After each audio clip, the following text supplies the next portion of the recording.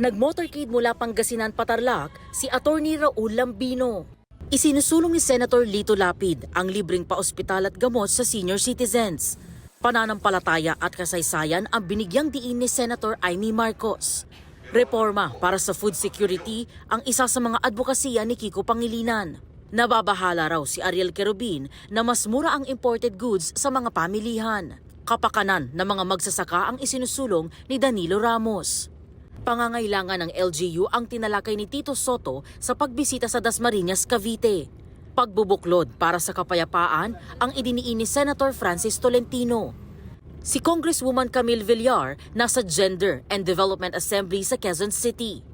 Si Bam Aquino kikilos daw para sa lalong pag-unlad ng Tarlac.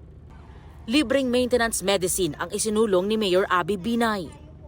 Nag-ikot sa Ubay Public Market sa Bohol si Attorney Jimmy Bondok. Advokasya ni Representative Arlene Brosas ang pagpababa ng presyo ng bilihin.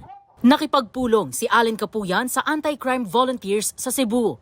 Si Senator Pia Cayetano nakipagpulong sa mga lider ng barangay, pastor at kababaihan. Sa Misamis Oriental, ipinaglaban ni Attorney Angelo De Alban ang Children with Special Needs.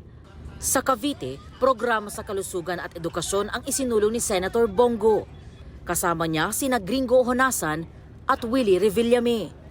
Dumalo naman si JV Hinlo sa isang prayer rally sa Dumaguete City. Patuloy naming sinusundan ang kampanya ng mga tumatakbong senador sa eleksyon 2025. Ito ang unang balita. EJ Gomez para sa GMA Integrated News.